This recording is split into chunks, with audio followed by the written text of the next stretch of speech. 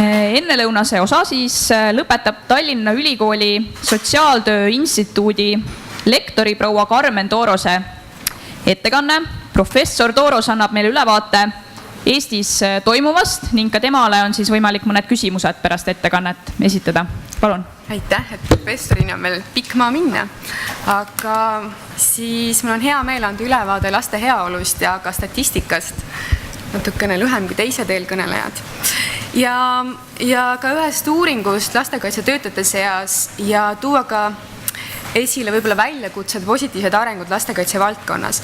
Ja ettekandele olen lisanud ka väike sukulauri pildid, et siis natukene tuua vaheldust nendele numbritele, millest ma varsti alustan. Siis kõigepealt lapse heaolu käsitlusest. Vastavalt ÜRO lapse õiguste konventsioonile on kõigil lastel õigus kasvada üles ühiskonnas, mis edendab tema arengut ja heaolu positiivselt.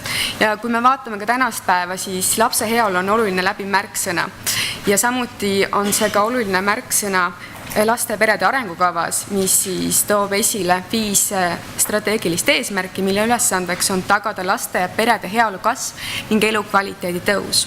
Ja laste heaolust on räägitud viimastel paarikümnel aastal palju, samuti on kirjutatud palju, on arendatud erinevaid lähenemisi ja toon siin välja Bradshaw ja tema kolleegide definitsiooni, mis siis tähendab, mis on laste heaolu. See on laste õiguste realiseerimine ja igal lapsele võimaluse andmine lapse võimete, potentsiaali ja oskuste kontekstis. Püüan rääkida natukene aeglasemini. Aga siis kindlasti on oluline märkida, et lapse heaolu sõltub tema pere toimetulekust ühiskonnas ja ka lapse toimetulekust perekonnas. Ja loomulikult tähendab see seda, et tuleb ka arvestada neid süsteeme, mis siis on väljaspool perekonda. Kui me räägime lapse heaolu hindamisest ja ka heaolu mõõtmisest, siis traditsiooniliselt on heaolu vaadatud läbi objektiivsete tegurite ja eelkõige siis tähendab see näiteks surmamäära, haiguseid, aga siis viimased uuemad trendid toovad välja olulised lähtekohad just nimelt negatiivsete positiivsete aspektide kombineerimise ja kindlasti ka lapsekeskse lähenemise ja lapse subjektiivse nägemuse. Siinkohal on kindlasti oluline märkida, et lapse nägemust ei saa segi ajada täiskasvanute arvamusega lapse heaolust. Ja see lapse subjektiivne nägemus on ka lapse heaolu hindamise kontekstis ühel väga olulisel kohal. Ja kaasas on toonud välja just selle lähtekoha, et üldjoontes hinnatakse lapse heaolu just nimelt täiskasvanu vaatenurgast lähtuvalt. Ja põhjus selleks on peamiselt see, et lapsi ei ole peetud kompetentseks. Aga kaasas tõstatas õhku ühe küsimus, et kas tegelikult kas täiskasvanu on piisavalt kompetentseks mõistmaks just nimelt lapse vaatenurka, et võib-olla laps on siiski kompetentne, ta seda ongi. Ja et natukene ka tuua numbreid lapse heaolust ja arengust Eesti kontekstis, siis toon välja viimase uuringu, laste heaolu uuringu, kus on siis võrreldud 29 riiki arenenud majandusega riikides ja siis Eesti paikneb 23. kohal. Ja kui te näete, siis loomulikult hariduslik heaolu on siis kõige parem, millele järgneb materiaalne, tervise turvalisus, elamistingimused, keskkond ja käitumine riskid. Ja ma arvan, et need valdkonnad on kindlasti ka olulised valdkonnad, kui me räägime, kuidas edenda laste heaolu, et mida silmas pidada. Ja kui ma vaatan riskilaste ja noorte programmi, siis tegelikult nii mitmedki need valdkonnad on selle programmis ka tegevustena ette nähtud, et seda laste heaolu edendada. Ja järgnevalt ma vaatan mõned heaolu dimensioonid vastavalt siis indikaatoritele ja laste heaolu kirjeldab ühe näitena siis ka vaesuse määr. Ja kui vaadata Statistikaameti andmeid, siis 2011. aastal elas Eestis 17% lastest allpool suhtelise vaesuse piiri. Ja kindlasti on oluline ka rõhutada seda, et piirkondlikus võrdluses on Kirde-Eesti elanikel suhtelise vaesuse määr 3 korda kõrgem kui Põhja-Eestis, ligikaudu 3 korda kõrgem. Ja ka see, et maapiirkonnas elavatel inimestel on samuti kõrgem kui linnas elavatel inimestel, see tähendab ka lastel. Siis heaolu dimensioonist tervise turvalisus on kindlasti oluline ära märkida, et väikelaste surmad, mis on siis kus põhjustena domineerivad just nimelt õnnetusjuhtumid, mürgitused ja traumad ja seejärel muud põhjused. Ja väikelaste surmaga lõppenud õnnetusjuhtumi seas on muuhulgas ka juhuslikke kukkumisi, uppumist. Muidugi positiivne on see, et lapsed vanuses 0–4 arvud lähevad väiksemaks, aga samas lapsed vanuses 10–14 on arvud suuremaks läinud. Kokkuvõttes on hea, kui see oleks siin 0. Hariduslik heaolu. Vaadates lapsi koolieelsetes lasteasutustes, siis nähtub, et laste arv ja protsent populatsioonist on stabiilne, mõne protsendi võrra tõusnud. Samas toob Euroopa Komisjoni selle aasta raport välja, et Eestis ei ole tagatud piisavat lastehoiuteenuste kättesaadavus.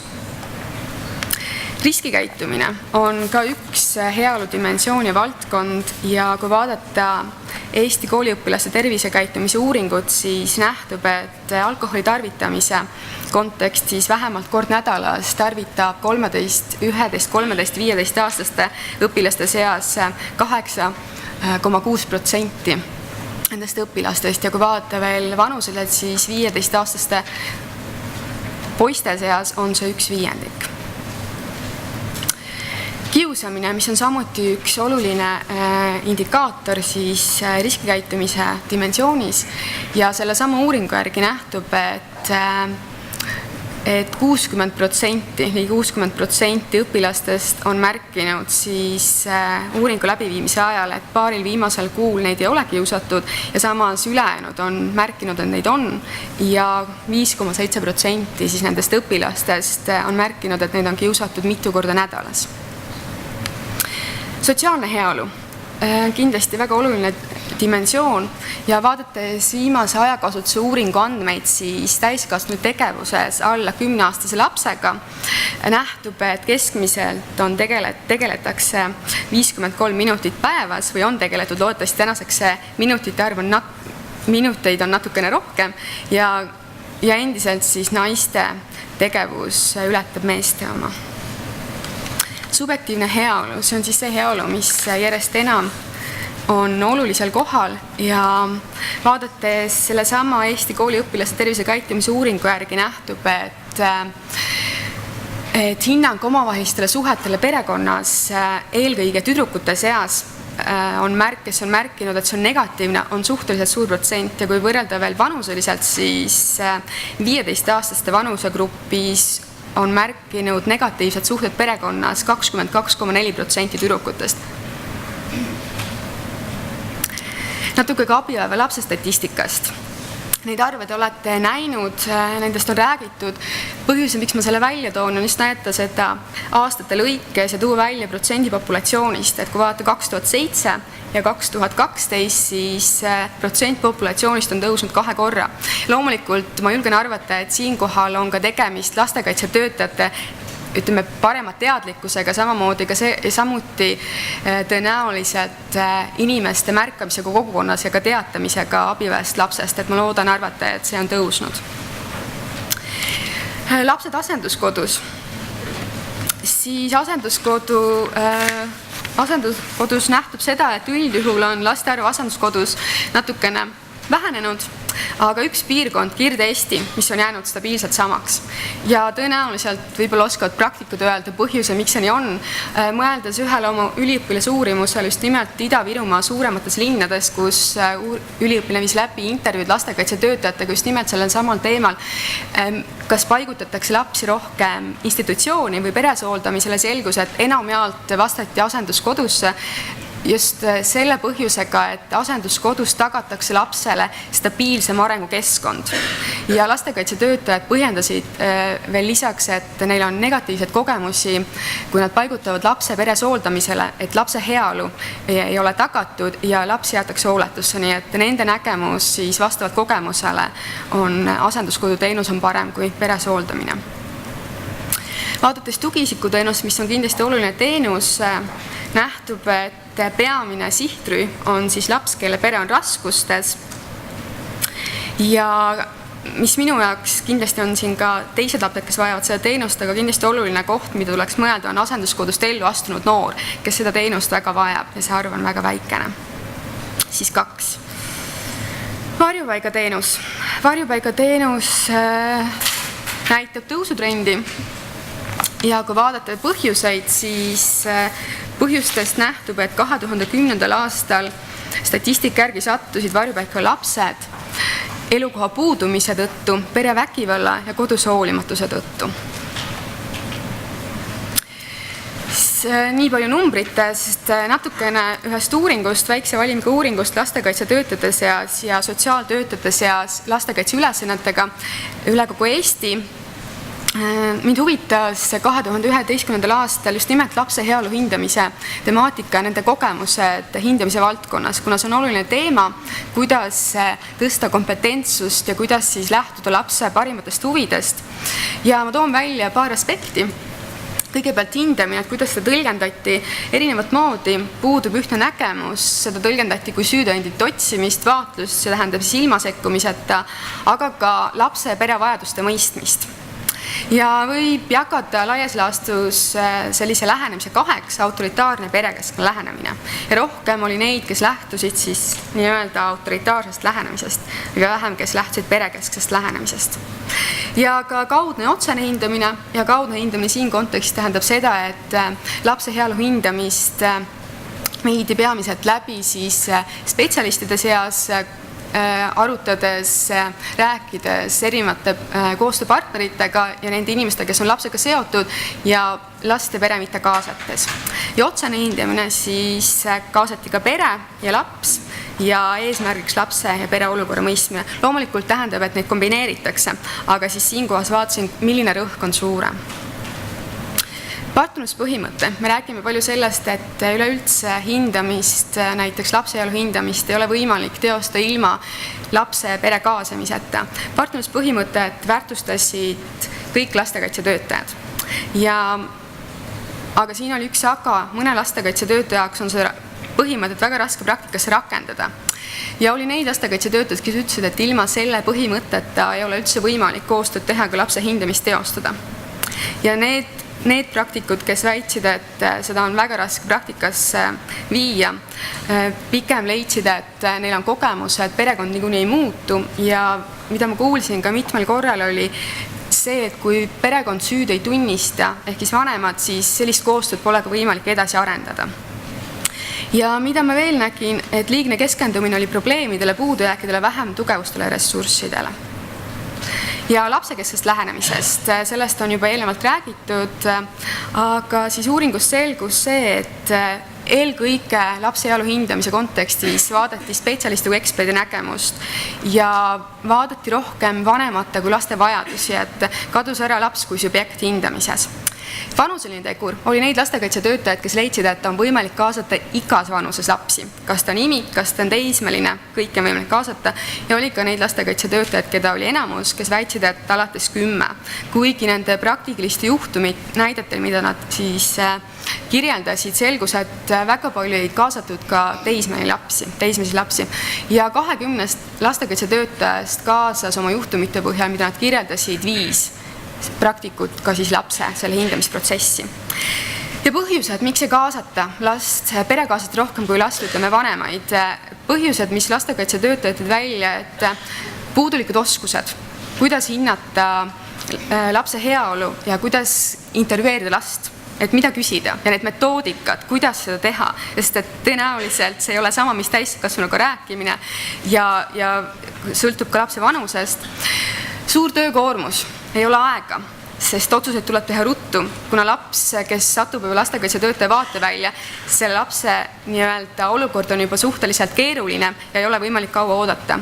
Läbipõlemist tõid välja mitmed spetsialistid, samuti kogemust. Kogemus siin kontekstis tähendab seda, et kui osade lastekaitsetöötajatel oli pikem töökogemus, siis eeldati, et nad on teadlikud lapse vajadustest juba vastavalt oma kogemusele ja oskavad ise seda hinnata ilma lapse kaasamiseta. Ja loomulikult ka põhimõtted. Ja kui vaadata on olemas siis lastekaitsemudel, laste hoolekande nägemus, kui vaadata nüüd mudelite järgi, siis pigem keskenduti rohkem lastekaitse mudelile. Ja ma toongi ühe siis selle laste hoolekande mudeli siinkohal välja, mis siis põhineb kaasavale lapsekesksel lähenemisel. ja mudel koosneb 3 komponendist: lastekaitse ümber mõtestamine laste hoolekandes, kaasav ja koostööl põhinev professionaalne praktika ja lapsekeskne lähenemine.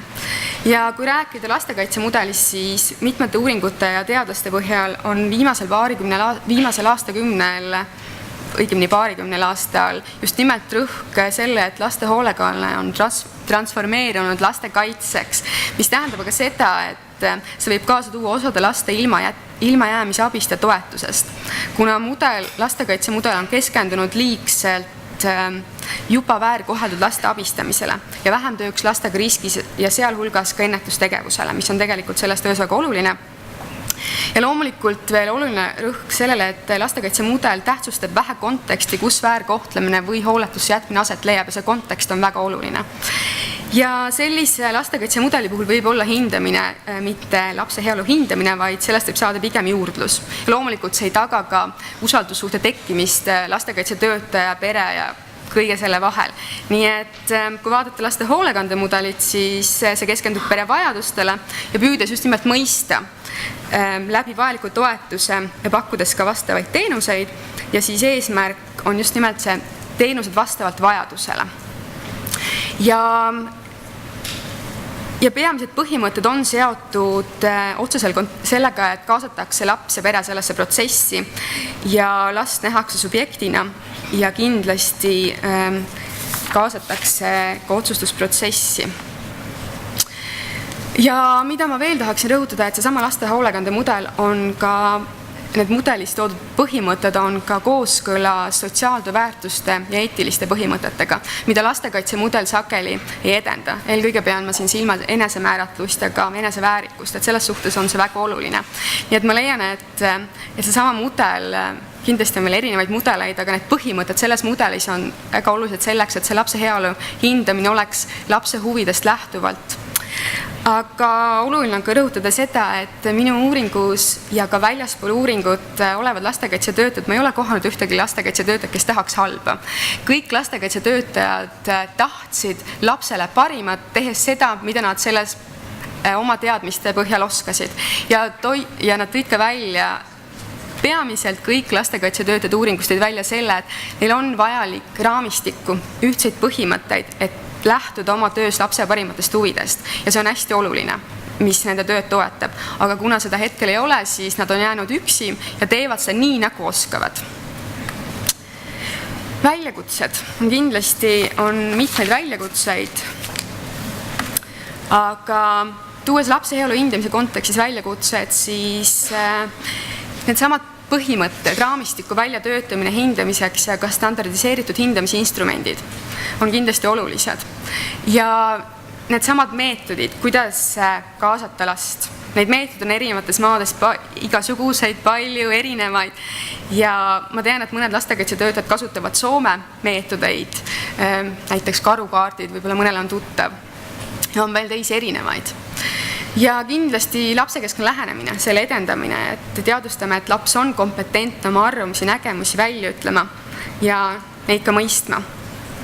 Ja võib-olla tooksin ära selle samase, mis viimastes uudistes on olnud, et Laste Ombudsmani ja Eesti Lastekirjanduse Keskuse korraldatud kirjutamiskonkursil kirjutatud siis lood laste poolt on leitud, et tegelikult lapsed oskavad väga hästi analüüsida ja välja öelda seda, mis tegelikult on. Ja loomulikult on toodud välja ka see, et enim kirjutatud teema oli minu mured ja hirmud. Ja loomulikult see peaks ka olema meile mõtlemiskoht ja ka seda toodi välja, et lapsed mainisid, et tegelikult neil ei ole oma muredest rääkida kellegagi. Tasakaal vajaduste riskide vahel. Kindlasti on oluline lapse heaolu hindamisel mitte vaadata ainult riskitegureid, vaid ka vaadata vajadusi. Ja neid väljakutseid on siin veel ja veel. Aga koostöö, ühiste eesmärkide suunas liikumine, mida on toodud ka välja täna, kindlasti oluline spetsialisti ja kliendi vaheline koostöö ja ka spetsialistide omavahel ja ka siis valdkondade ülene koostöö. Siinkohal meenub mulle just äsja kaitsnud üliõpilase uurimistöö noorsoo töötajate hulgas, kus ta uuris just nimelt koostööd. Noorsootöötajad ja erinevad spetsialist, kes on seotud lapsega. Ja noorsootöötajate hinnangu selles uuringus nad leidsid, et neid ei väärtustatu kui võrdväärseid partnereid ja neid jäetakse sageli välja. Ja see töö ei ole päris süsteemne. Lihtsalt üks näide. Kindlasti, mis ei tähenda, et seda saab laiendada igale poole kõigile. Aga see koostöö on oluline just nimelt selleks, et see lapse parimate huvi tagamine oleks olemas. Teenuste programmid. Kindlasti on universaalsete toetuste kõrval oluline ka vajaduspõhised teenused ja tõenduspõhiste sekkumiste rakendamine, et sellest on räägitud ka Norra kolleeg ja täna on ka meil olemas huvitavad töötood selle teemal. Ja ma tõin siin välja mõned näited uuringutest tõenduspõhiste vanemusprogrammide kohta, mis siis näitavad, et need programmid edendavad positiivse vanemluse suurendamist, näiteks emade enesehinnangut, positiivsemaid suhteid laste ja vanemate vahel, ka muutusi lapse käitumises positiivses suunas ja ka vanematel on paremad teadmised kiindumussuhtest, mis on oluline. Kindlasti on see meie üks väljakutse tõenduspõhiste programmide osas ja meil on olnud mitmeid erinevaid diskussioone, mis ja kuidas ja kas me peaks ise seda arendama või siis me peaksime selle sisse ostma. Kindlasti tänases töötoos on see oluline teema. Aga enamus teist on kursis Riigikontrolli auditi tulemustega. Lihtsalt rõhutada veel kord 3 olulist märksõna, mida siis Riigikontrolli auditis on välja toodud, et lastekaitsetöötajate vähesus. Ja ma arvan, et ka seda joonist olete te näinud suurem enamus, tuues välja siis selle, et lastekaitsetöötajate arv maakonniti on väga erinev. Näiteks Harju maakonnas 83%, siis võrdluses Lääne maakonnas 8% ja Põlva maakonnas 14%. Ja kui me räägime sellest, et tegelikult on lastekaitsetöötaja oluline, mis ei tähenda, et siis muudes piirkondades ei tegeleta lastekaitse küsimustega, aga sotsiaaltöötajad, kellel lastekaitse ülesanded, siis tegelikkuses on lastekaitse üks väga suur valdkond nende töös. Ja siin on ka erinevad valdkonnad, siis lihtsalt toon ühe näite. Üks lastekaitsetöötaja, sotsiaaltöötaja, keda ma interveerisin, kellel on ka lastekaitse ülesanded, põhjendas mulle väga ilusti ära selle inimlikult, miks ta ei jõua tegeleda nende laste juhtumitega. Ta küsis minu käest, et kui teil on selline olukord, kus te peate tegelema eakatega, te peate neile füüsiliselt toitu viima, muidu neil ei ole midagi süüa, nende eest hoolitsema, siis loomulikult te teete ära põhivajadused ja siis alles võtate ette järgmised juhtumid. Ja mis tähendab seda, et tegelikkuses tal ei olnud aega, olles küll nii-öelda peas see, et on teatud juhtud, mis vajavad tema tähelepanu, aga esmalt ta peab ära tegema need, milleta lihtsalt inimene hakkama ei saa.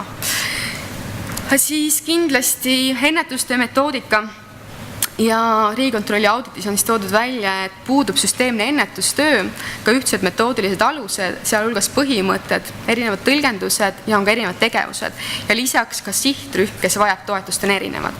Ja ennetustööst on täna räägitud juba päris palju ja see on selle programmi kindlasti üks oluline osa. Ja kolmandaks omavalitsuste sotsiaalteenuste kvaliteedinõuded, mida tõis välja Riigikontrolli audit, millele tuleb tähelepanu pöörata. Kohaliku tasandi lastekaitsetöö. Kindlasti seesama kvaliteedi tõstmine, et oleks ühtne kvaliteet ja kättesaadavus ja ka lastekaitsetöötajate pädevuse tõstmine. Ja me kõik ju tahame jõuda sinna, et oleks toimiv lastekaitsesüsteem, kus väärtustatakse igat last ühiskonnas. Ja kindlasti lastekaitsetöötaja toetuse vajadus, mitte ainult lastekaitse, vaid ka teiste spetsialiste, kes töötavad lastega. Kui me vaatame seda, siis lastekaitsetöötaja heaolust sõltub ka tegelikult abivajaja lapse heaolu. Et kui lastekaitsetöötaja on läbi põlenud, ta ei jaksa, siis tõenäoliselt ka märkamine või sekkumine on väiksem. Et siin osas kindlasti on oluline edendada nende inimeste, kes töötavad lastega, nende heaolu. Ja lisaks veel, mida on ka eelnevatel konverentsidel ja seminaridel rõhutatud, on oluline poliitika, teadus ja praktika. Koostöö, seesama kolmnurk ja ühes suunas liikumine, mis on ka tegelikult väljakutse, et kuidas siis koos neid valdkondi edasi arendada. Positiivsed arengud. Korraks peatun Uku-Lauril. Ja Uku-Lauri elus oli ka selline suur muutus ja positiivne areng, ta hakkas kõndima. Ja see tuli päris pikalt ja ta mitte ei tahtnud kõndida ja tema vanemad püüdsid teda toetada ja sellele, et tal oli oma nägemus ja väga kõvahäälne nägemus ja ta leidis, et 4 käpuki saab kiiremini ja niimoodi on ka tasakaalu rohkem. Aga kui Uku-Laur kõndima õppis, siis tegelikult ma võiks öelda, et tänase päeval Uku-Laur ei kõnni, vaid kõndimise asel ta jookseb.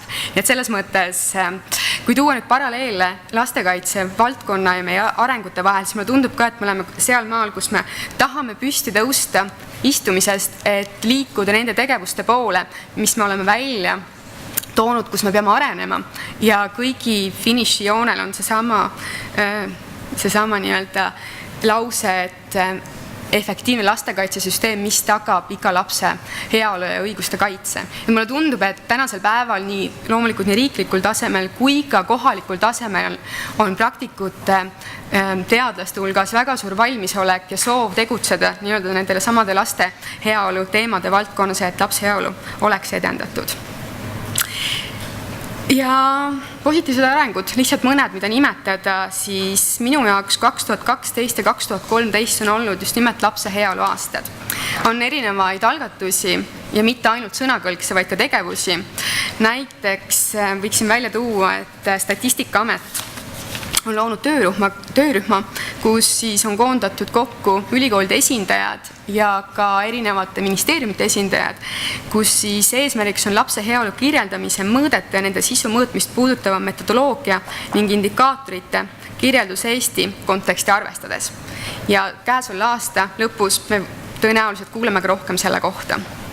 Erinevad uuringud juhised nii abiväelapse teatamisest kui ka väärkohtlemise diagnostikasüsteemi arendamisest, ka selle sama koostöövõrgustiku arendamiseks ja loomulikult vanemlike oskuste valdkonnas. Ja lapsekeskse lähenemise edendamise puhul on väga hea kindlasti mainida seda lapse õiguste ja vanemluse monitooringut, mis just nimelt vaatas ka seda konteksti, et kuidas kaasatakse lapsi ja kuidas tunnevad lapsed ise.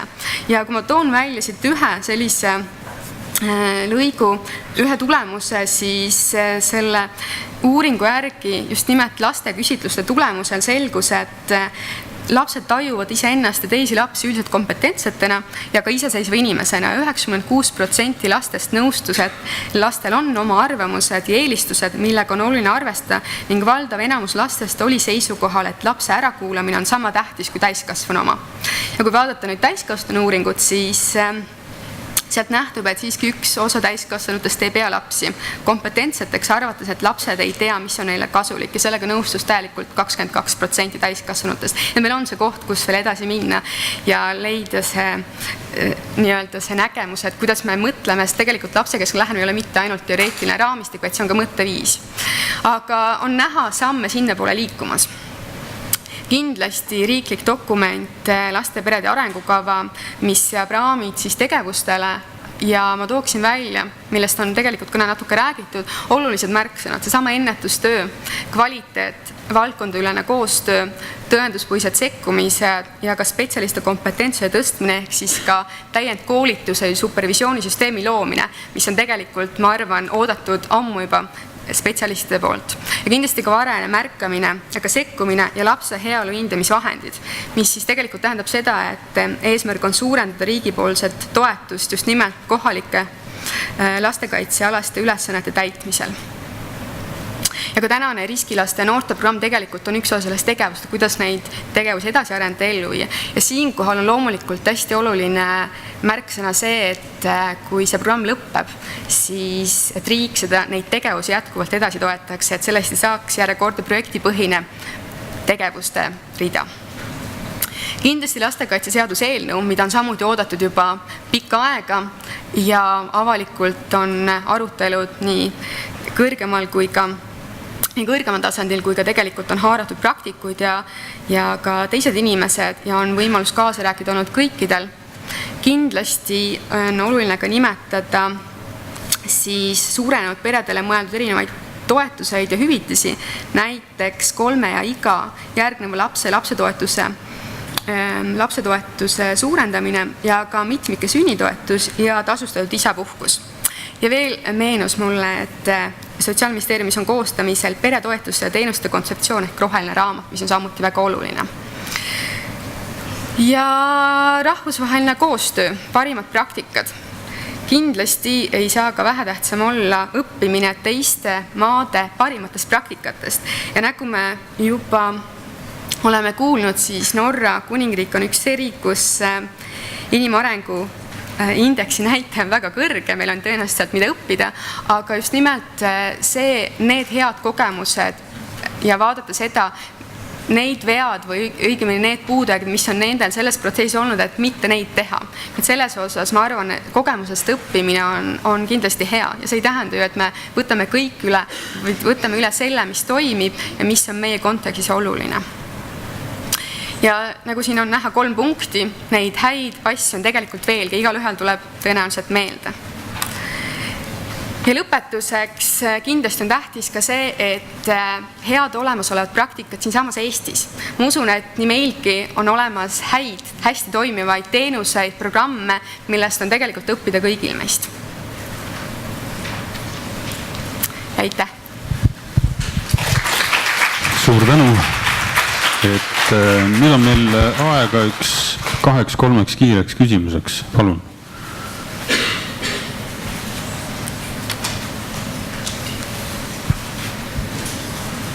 Ja.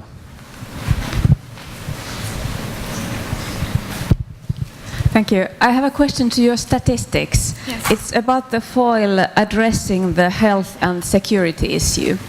And it says something about that this is the accidents, for example, and trauma. So is it also including children who are deceased due to violence or maltreatment in the family? Not these statistics. No, but do you have separate statistics on that too? I think we should have, but I'm not very familiar with it. Okay. But I think we should have it on statistics office. Okay, this is interesting because in the recent OECD audit, Norway received some criticism for that we don't have it. Well, then it's a good question. Maybe we also don't have it. But definitely it is an important statistics. Nii, on veel küsimusi auditooriumil? Et küsige julgelt.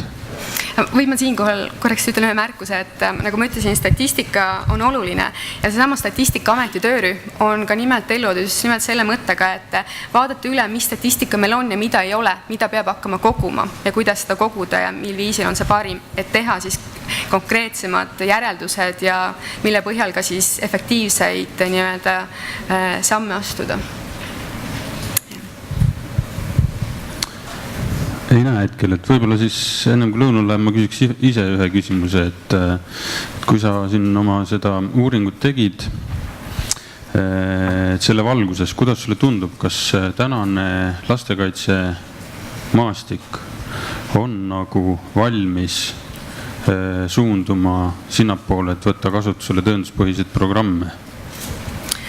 Ma vastaks jah selles osas, et kindlasti on valmis, võib-olla küsimus on selles, et see on natuke teadmata ala, et võib-olla rohkem teadlikkust tõsta selles valdkonnas, aga kindlasti ja ka lastekaitsetöötajad, just nimelt üks minu üliõpiline viis läbi uuringu Tallinna linnas tõenduspõhiste vanemlusprogrammide vajalikkusest lastekaitsetöötajate ja ka tugiisikute ja ka siis nende inimeste seas, kes pakuvad teenust ja väljastatud üks erandil teised nõustu, et see on väga vajalik alternatiiv ka olemasolevatele, et see ei tähendaks, et ülejäänud kõik, mis on välja töötatud, juba ära kaob. Ja kindlasti on valmisolek suur. Just nimelt, et kui me räägime tõenduspõhisest, siis need on need, mis juba näitavad efektiivsust. Ja just nimelt seda on oluline, et oleks ka efekti, mitte et ei püüta teha. Ja mida ütlesid lastekaitsetööd, et probleem on selles, et kuidas motiveerida. Just nimelt see motivatsiooni küsimus ja ma arvan, et ka nende tõenduspõhide programmide juures on kindlasti see tähtis koht, et kuidas õpetatakse, et kuidas siis suhelda ja kuidas tõsta seda kliendi motivatsiooni. Et toodi välja see, et need on olulised, aga võib-olla on raske neid motiveerida. Kindlasti on ka see on seotud kliendi ja sotsiaaltööd ja lastekaitsetööd omavahiste suhete põhjal, et kuidas on see usalduslik suhe loodud. Aga ma näen valmisolekut, kui ma usun, et enamjaolt on see positiivne. Aitäh. Kas on vahepeal tekkinud küsimusi? Ei paista. Siis suur tänu. Ja suur aitäh teile kuulamast.